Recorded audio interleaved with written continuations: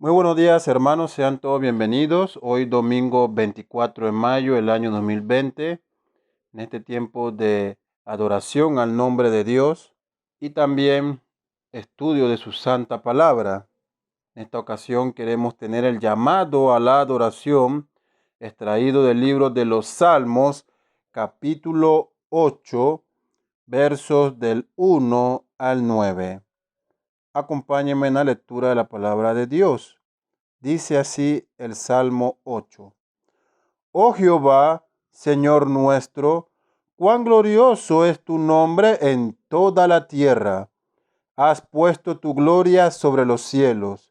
De la boca de los niños y de los que maman, fundaste la fortaleza a causa de tus enemigos, para hacer callar al enemigo y al vengativo. Cuando veo tus cielos, obra de tus dedos, la luna y las estrellas que tú formaste, digo, ¿qué es el hombre para que tengas de él memoria, y el hijo del hombre para que lo visites? Le has hecho poco menor que los ángeles, y lo coronaste de gloria y de honra.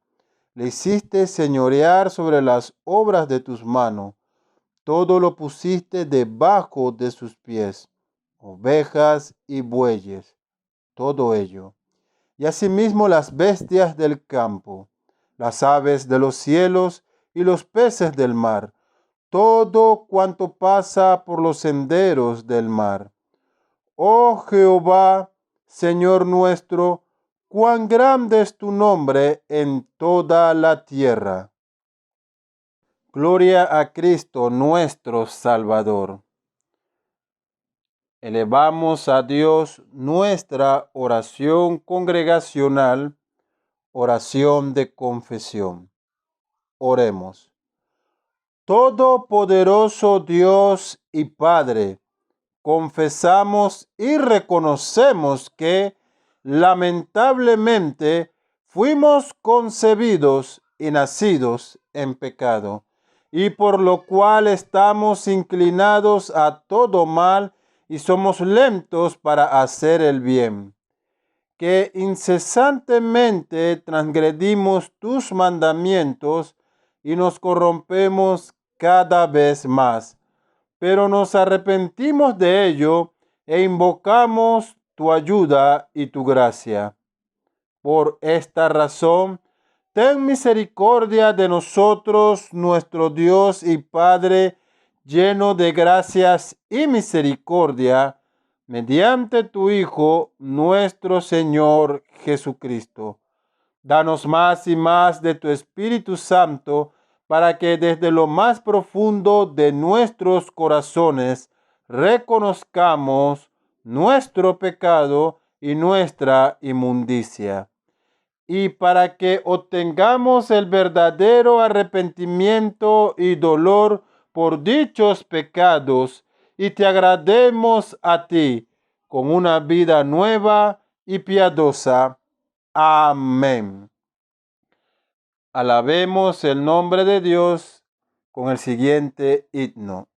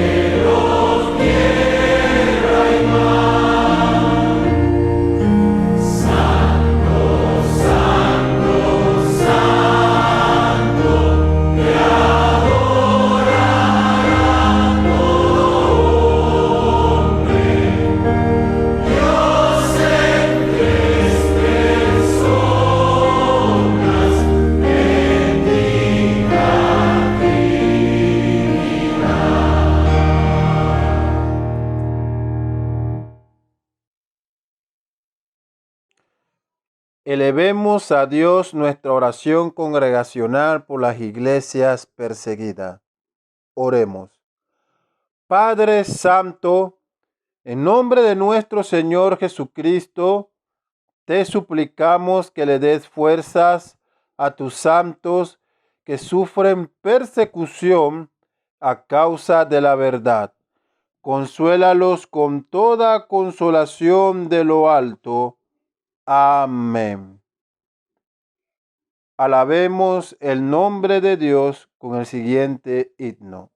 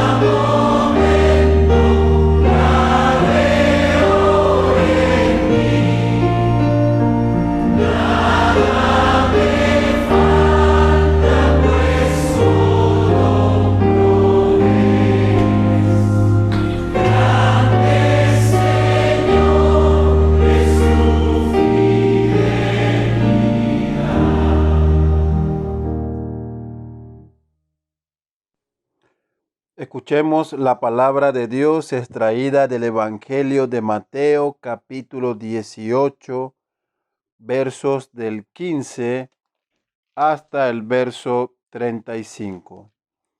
Dice así la palabra de Dios. Por tanto, si tu hermano peca contra ti, ve y repréndele estando tú y él solos. Si te oyere, has ganado a tu hermano. Mas si no te oyere, toma aún contigo a uno o dos, para que en boca de dos o tres testigos conste toda palabra. Si no les oyere a ellos, dilo a la iglesia. Y si no oyere a la iglesia, tenle por gentil y publicano. De cierto os digo que todo lo que atéis en la tierra será atado en el cielo, y todo lo que desatéis en la tierra será desatado en el cielo. Otra vez os digo que si dos de vosotros se pusieren de acuerdo en la tierra acerca de cualquier cosa que pidieren, les será hecho por mi Padre que está en los cielos. Porque donde están dos o tres congregados en mi nombre, allí estoy yo en medio de ellos. Entonces se le acercó Pedro y le dijo: Señor, ¿cuántas veces perdonaré a mi hermano que peque contra mí? ¿Hasta 7? Jesús le dijo: No te digo hasta 7, sino aún hasta 70 veces 7. Por lo cual el reino de los cielos es semejante a un rey que quiso hacer cuentas con sus siervos, y comenzó a hacer cuentas. Le fue presentado uno que le debía 10,000 talentos. A este, como no pudo pagar, ordenó su señor venderle, y a su mujer e hijos y todo lo que tenía, para que se le pagase la deuda.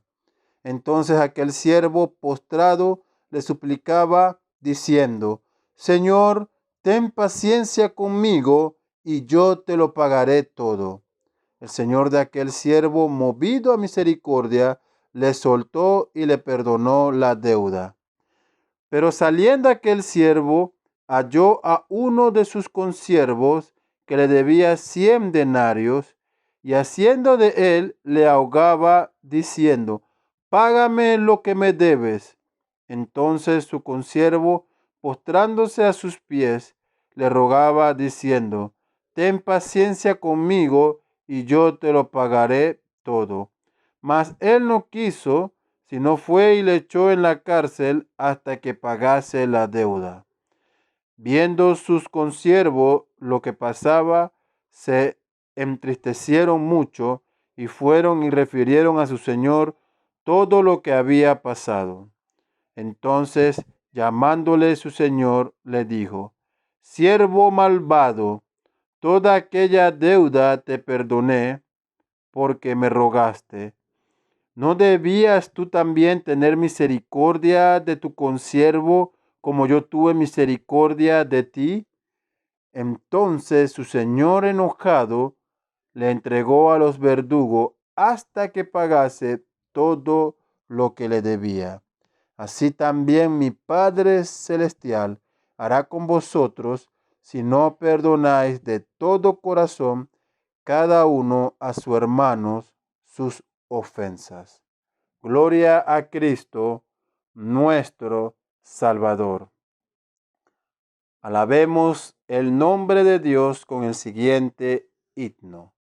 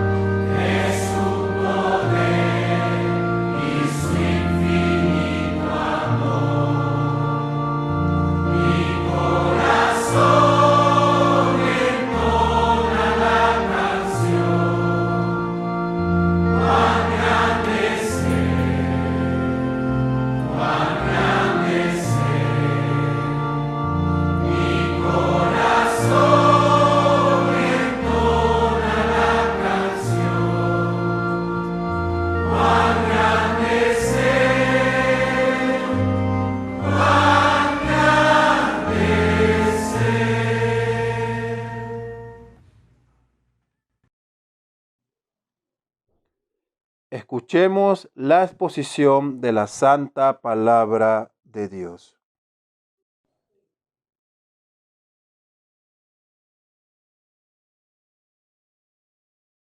Saludos hermanos, al Señor los bendiga a todos ustedes en este día. Quiero que puedan buscar en sus Biblias y acompañarme en la lectura del Evangelio de Mateo, capítulo 6, versículos 9 en adelante, para que podamos continuar con nuestra serie acerca de lo que es la oración de nuestro Señor Jesucristo. Y dice así la palabra del Señor en Mateo capítulo 6, versículo 9 en adelante. Vosotros pues oraréis así: Padre nuestro que estás en los cielos, santificado sea tu nombre, venga tu reino. Hágase tu voluntad como en el cielo, así también en la tierra. El pan nuestro de cada día, dánoslo hoy. Y perdónanos nuestras deudas, como también nosotros perdonamos a nuestros deudores. Y no nos metas en tentación, mas líbranos del mal, porque tuyo es el reino, y el poder, y la gloria por todos los siglos. Amén. Hoy día vivimos en una sociedad que dice, ¿sabes? Si te gusta, hazlo. No importa lo que los demás piensen. Lo que realmente importa eres tú. Es tu plan. Otros dicen, tú eres dueño de ti mismo. ¿Les suena eso familiar? Pero cuando nos ponemos a analizar esta frase o estas frases a la luz de las Escrituras y lo contrastamos específicamente con esta tercera petición, hágase tu voluntad como en el cielo, así también en la tierra, vemos que hay un choque enorme. Y esta colisión se debe a que nosotros como cristianos no somos llamados a vivir bajo nuestra voluntad, sino la voluntad de nuestro Padre Celestial. Por lo tanto, cuando oramos, hágase tu voluntad como en el cielo, así también en la tierra, nos recuerda, por un lado, aquella fe que hemos declarado en un momento de nuestras vidas. Pero también debemos ver que en esta tercera petición, como es dirigida a nuestro Padre, nos implica varias cosas o aspectos. Y lo que veremos el día de hoy son 3 aspectos que esto representa para nosotros. Hágase tu voluntad significa, 1, renunciar a nuestra propia vida. 2, obedecer solamente su voluntad. 3, cumplir nuestra vocación fielmente, así como hacen los ángeles. Pero antes de entrar en esos 3 puntos, me gustaría hacer una pregunta como preámbulo a estos 3 puntos, y es, ¿qué es entonces la voluntad de Dios?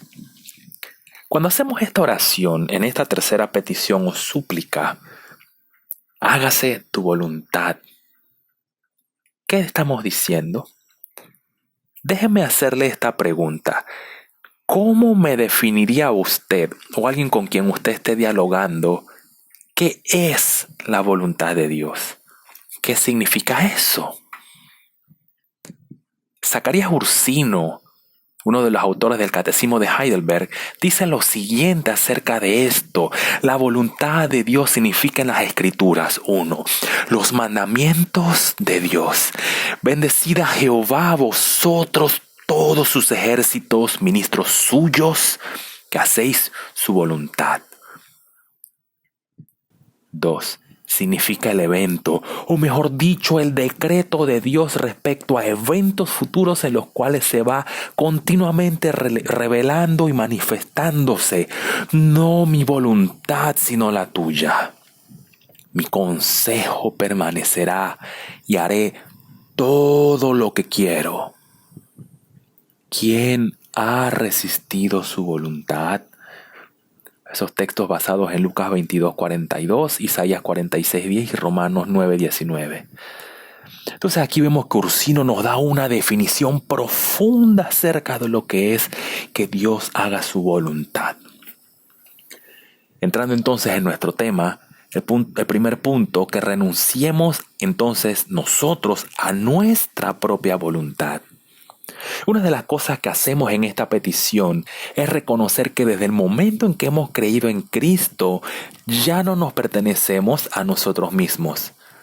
Por lo que nuestro llamado sublime no es hacer mi voluntad, sino la de mi Padre que está en los cielos. En consecuencia, usted y yo no podemos estar por allí pensando, como mencionaba hace un rato, en complacerme o hacer lo que a mí me guste, sino específicamente hacer la voluntad del Señor, quien me salvó. Es por eso que debemos hacer, o lo que debemos hacer es negarnos a nosotros mismos. Por un lado, debemos estar alerta a contener nuestros deseos y pasiones que son opuestos a la ley de Dios. Pero también debemos estar dispuestos a tomar la cruz, es decir, sujetarnos deseosamente a Dios en todas las cosas. Ciertamente, como cristianos, nosotros hemos sido justificados, es decir, hemos sido declarados justos por aquella justicia de Cristo que nos ha sido imputada. Hemos sido redimidos por su sangre. Más, debemos tener presente la expresión que nos hace el apóstol Pablo al decir, ya no vivo yo, mas vive Cristo en mí. Sin embargo, hay una realidad en nuestras vidas, y es que aunque verdaderamente somos salvos, por otro lado, en nuestro caminar diario de nuestra vida cristiana, seguimos con una lucha enorme, nuestra vieja naturaleza y la nueva naturaleza que tenemos en Cristo. Es por eso que es importante y orar, hágase tu voluntad. Estamos reconociendo que por naturaleza nosotros, al igual que todos los seres humanos, somos incapaces de hacer la voluntad de Dios. Y no queremos, o naturalmente nosotros no queremos hacer lo que el Señor quiere, sino que estamos inclinados a rebelarnos contra su palabra. En palabras del apóstol Pablo en 1 Corintios 2, versículo 14, dice, el hombre natural no puede percibir las cosas que son del Espíritu de Dios porque son locura. Las semanas anteriores usted me ha escuchado decir lo mismo y lo voy a repetir. ¿Cómo puede un inconverso, cómo puede una persona no cristiana orar? Padre nuestro que estás en los cielos, santificado sea tu nombre, venga tu reino, hágase tu voluntad.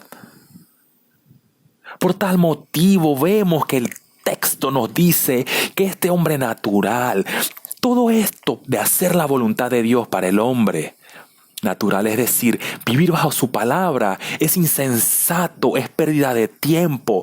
Este hombre natural quiere vivir de acuerdo a sus reglas, a su filosofía y sus pensamientos que van en oposición a los mandatos de Dios. Romanos capítulo 8, versículos 5 al 8, nos dice, porque los que son de la carne piensan en las cosas de la carne, pero los que son del Espíritu en las cosas del Espíritu, y los que viven según la carne no pueden agradar a Dios. El que le pidamos al Señor en oración, hágase tu voluntad, es una persona que vive para agradar a Dios. Vive en total oposición a lo que dice el apóstol Pablo aquí, dice vivir en la carne. Algunas personas quieren orar de esta manera, hágase tu voluntad, rogándole al Señor para que les muestre su voluntad, pero sus vidas son contrarias a lo que manifiestan creer. Verdaderamente, al pedir de esa manera, lo que se está haciendo es solicitar que el Señor le quite un peso o un pesar o una aflicción, pero en realidad no hay un deseo genuino en el corazón por hacer su voluntad. Me atrevo a decir, de repente es muy atrevido de mi parte, que la mayoría, o si no todos los que están escuchando, se han hecho esta pregunta: ¿cómo puedo saber cuál es la voluntad de Dios? ¿O cómo puedo saber la voluntad de Dios para mi vida? Pero a veces, cuando se hace esta pregunta, realmente estamos esperando alguna respuesta mágica o estamos a la expectativa de que un ángel baje del cielo a decirnos: José, esto es lo que debes hacer.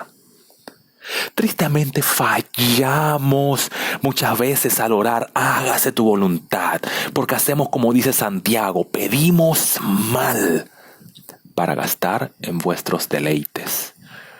Nuestra oración por la voluntad de Dios está sujeta a que dejemos de hacer lo que sabemos que no debemos hacer. El Evangelio de Mateo, capítulo 16, versículo 24, nos dice: entonces Jesús dijo a sus discípulos: si alguno quiere venir en pos de mí, niéguese a sí mismo y tome su cruz y sígame. El hacer la voluntad de Dios requiere sacrificios, y si no estamos dispuestos a hacerlo, debemos examinar nuestras vidas y lo genuino de nuestro llamado como cristianos. El tomar la cruz era un símbolo de aún estar dispuesto a dar la vida por la fe. Permítame hacerle otra pregunta. ¿Eso de tomar la cruz cada día es real para usted o para mí? Y la respuesta rápida es claro que sí. Claro que sí. Gracias a Dios, en Panamá en estos momentos no estamos bajo una persecución. Nosotros no estamos en un punto en el cual tengamos que ponernos o escoger entre nuestra vida o el nombre del Señor. Pero déjenme ir un poco más profundo en cuanto a este tema, y es respecto a tomar la cruz cada día.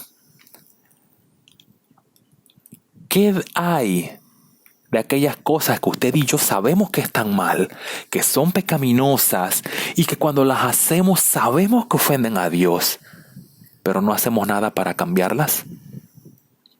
¿Cómo pues oramos?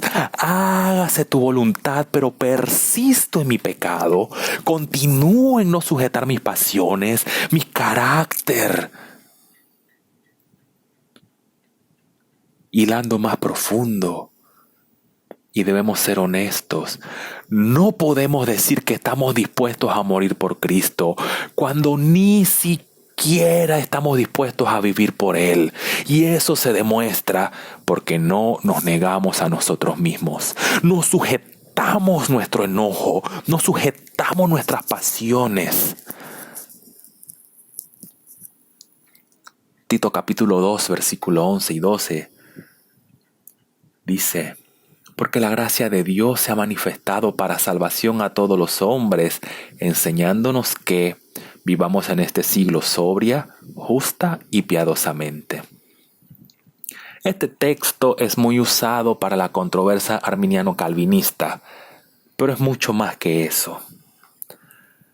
Cuando oramos, hágase tu voluntad, le estamos pidiendo al Señor también por la salvación de los otros hombres, de las otras personas.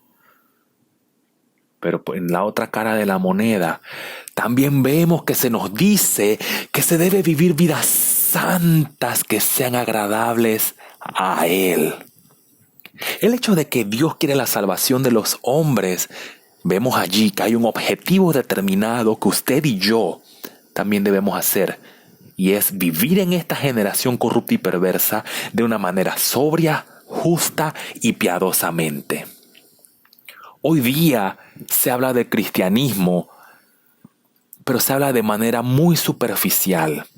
Aún los pastores, en los púlpitos, hablan de la fe cristiana de una manera muy superficial y basada en elementos externos. Y me explico. Por ejemplo, desde los púlpitos se dice: no compres esto, no veas esto, no escuches esto.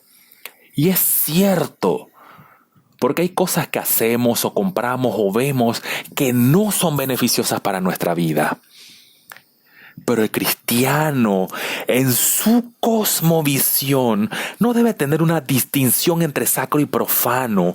Todo debe ser sacro, es decir, todo lo que hacemos debe ser para la honra y gloria de nuestro Dios.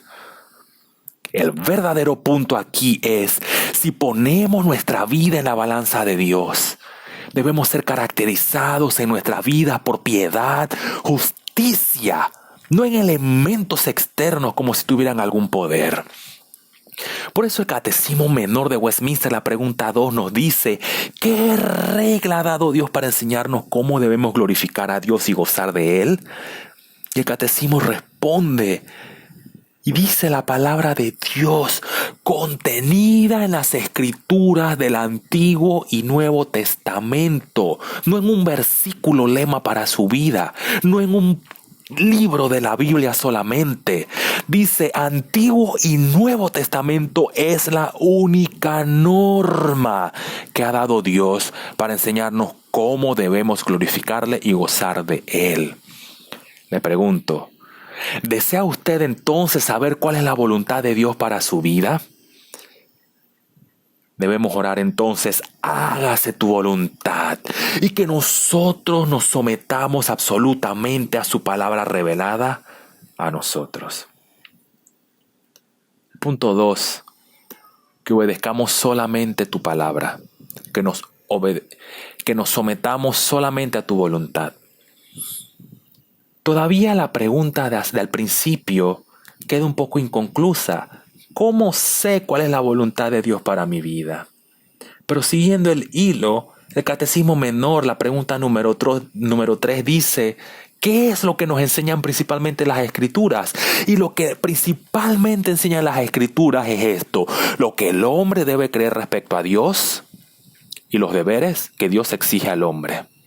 No podemos saber su voluntad fuera de su palabra.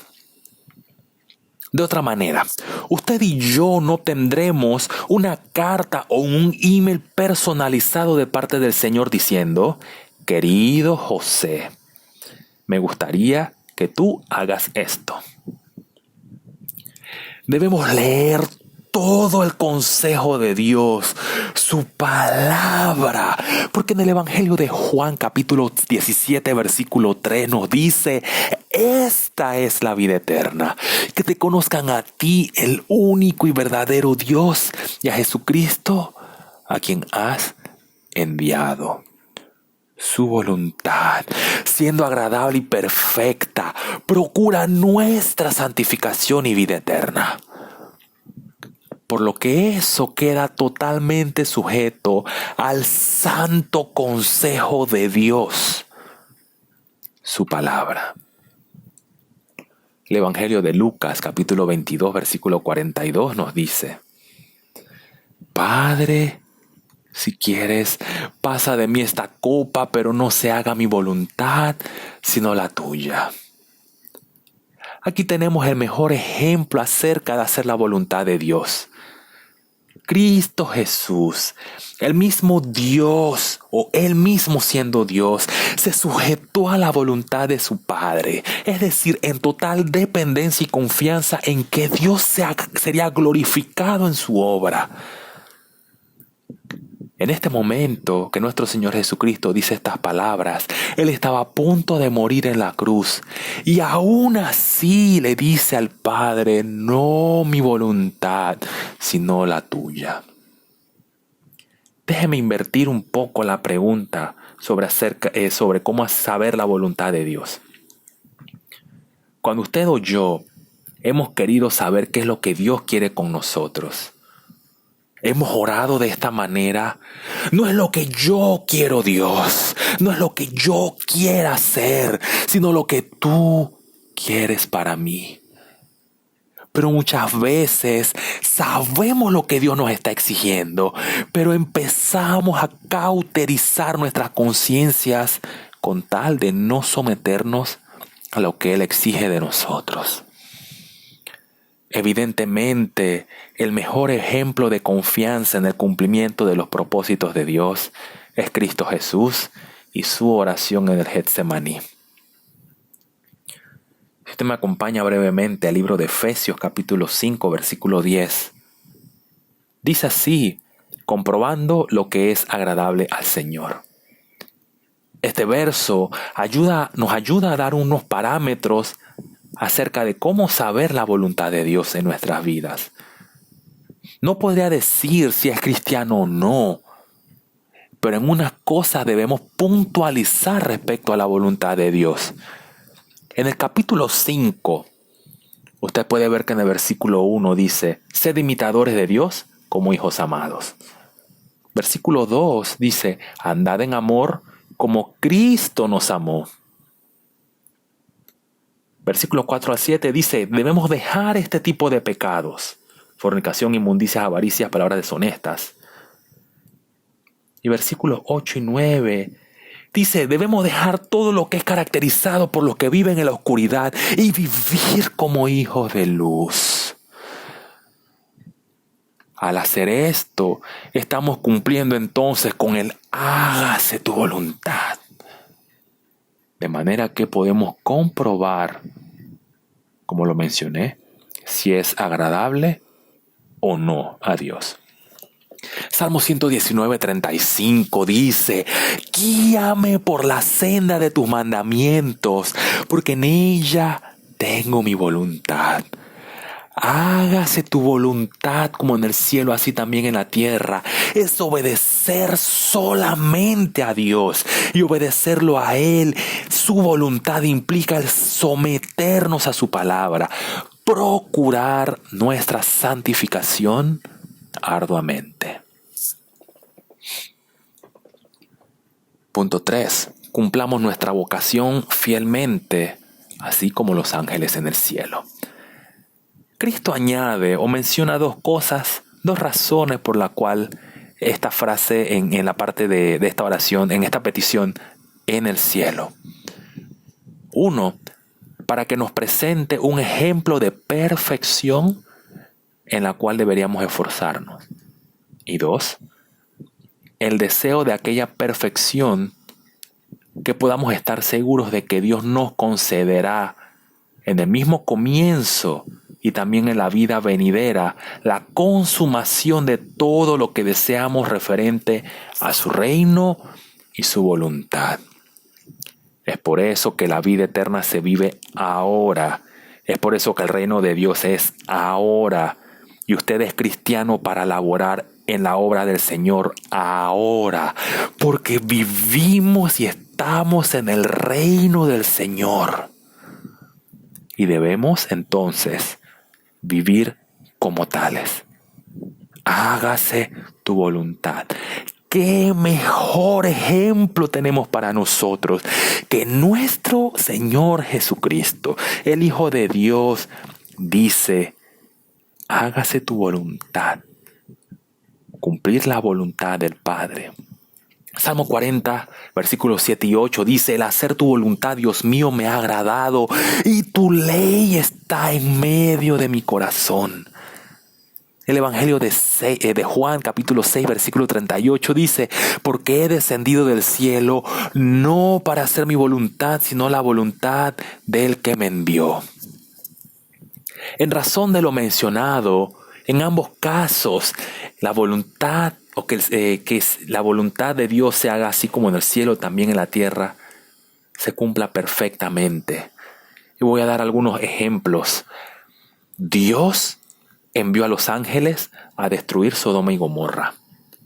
Dios no lo vemos de esa manera escrita, pero Dios envió un ángel para que agarrara un carbón encendido y tocara la boca de Isaías. Dios mandó un ángel a darle el mensaje a Elizabeth y a María. Una tendría a Juan el Bautista y otro tendría a Jesús. Y ninguno de los ángeles objetó, ni le dijo al Señor, mira Señor, estoy un poquito cansado, yo lo hago después. Ninguno objetó. Pero debemos reconocer nuestra hipocresía en este ámbito, puesto que hacemos justamente lo que Santiago condena. Nos hacemos los espirituales y decimos, Señor, por ti hago lo que sea y voy a donde sea. Pero no soy capaz de someter mi carne, porque nos miramos en el espejo de la palabra de Dios y decimos, ¿sabes? Todo está bien en mi vida. El problema son los demás. Santiago 1, 22 al 25 dice, sed hacedores de la palabra y no tan solamente oidores, engañándoos a vosotros mismos. Porque si alguno es oidor de la palabra, pero no hacedor de ella, este es semejante al hombre que considera en un espejo su rostro natural. Porque él se considera a sí mismo y se va, y luego se olvida cómo era. Mas el que mira atentamente a la perfecta ley, la de la libertad, y persevera en ella, no siendo oidor olvidadizo, sino hacedor de la obra, éste será bienaventurado en lo que hace. Nuestra actitud entonces debe ser como los ángeles. El Señor habla y nosotros obedecemos. El Señor dice, vive de esta manera y debemos hacerlo. No obstante, es una lucha cada día con nuestra naturaleza pecaminosa, en la que debemos procurar serle obediente al Señor de la misma manera que los ángeles lo hacen. Es por eso que necesitamos de su gracia y por tal motivo necesitamos su palabra. Es por dicha causa que usted y yo dependemos del Señor o de que el Señor nos ayude cada día en nuestro caminar cristiano. Y entonces podamos obedecer como Él quiere. No es en nuestras fuerzas. Antes de terminar, quiero mencionar esto. ¿Por qué es necesaria esta petición? Voy a mencionar dos cositas. Es necesaria que el reino de Dios venga. Quiere decir que las cosas por las que oramos, por las mismas cosas que oramos también, se cumplan. ¿De qué manera? Como hicimos en la segunda petición. Que este reino de Dios, que se haga la voluntad de Dios como en el cielo también, así en la tierra. Nosotros no podemos ser miembros del reino de Dios sin hacer la voluntad de Dios. No lo podemos hacer por nosotros mismos, porque está la naturaleza pecaminosa. Pero Él nos da las fuerzas para hacer su voluntad. Juan Calvino dice, lo más importante del reino de Dios descansa en que su voluntad sea hecha. Y J.C. Ryle dice lo siguiente, aquí nosotros oramos que la ley de Dios sea obedecida por los hombres perfectamente, de buena gana e incesantemente como hacen los ángeles en el cielo. Concluyo, mi querido hermano. El orar hágase tu voluntad involucra que debemos renunciar a nuestros deseos y quedar totalmente rendidos a lo que el Señor quiere para nosotros y demanda de nosotros.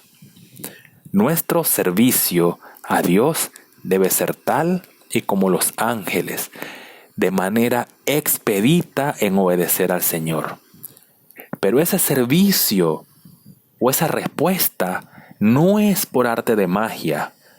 Es una vida en la cual, cuando oramos, Padre nuestro que estás en los cielos, santificado sea tu nombre, venga tu reino, hágase tu voluntad.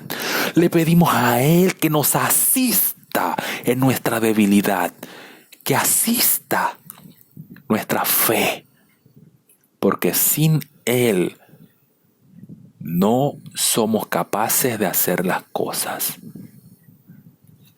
Hágase tu voluntad.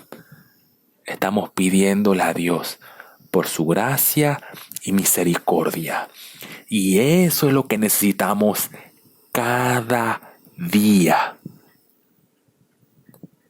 Mi querido hermano, es la manera o es lo que el Señor está Nuestro Señor Jesucristo está diciendo orar de esta manera. Y lo que yo mencionaba las semanas anteriores de Juan Bunyan, que nosotros seamos honestos de poner nuestra petición delante de Dios. Y muchas veces las personas hermanos me hacen la consulta, ¿cómo puedo hacer esto? ¿Cómo puedo dejar este pecado? ¿Cómo puedo? Bueno, necesita ser honesto, sincero de corazón, derramar su corazón delante de Dios y clamarle, hágase tu voluntad, pero someter la carne, vivir en santidad, pero auxiliarnos en su palabra y clamar por su gracia y misericordia todos los días de nuestra vida. Mi querido hermano, Dios lo bendiga. Gracias a Dios por la exposición de su santa palabra. Quiero pedirle que alabemos a Dios entonando la doxología final.